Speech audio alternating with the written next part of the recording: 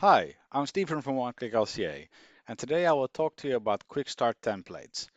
When we want to start a new project, we always have to click on the Add button and we decide what kind of project we want to start there. Usually we then start by filling in all the information, including linking our license, deciding a name, and so on. With the Quick Start template, you can set up projects to start quicker, and you just avoid a lot of time filling in manual things.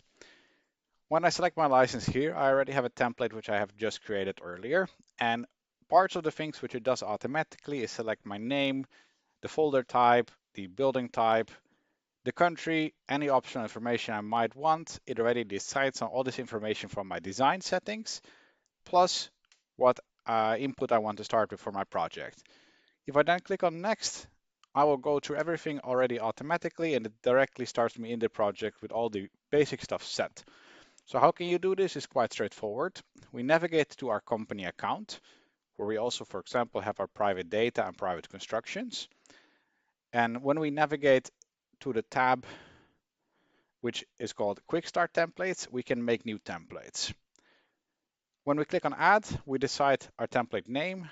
We decide if we want to give it a default project name, a design name, what type of class, so the project type. If we already want to decide on specific building types, we can do this as well.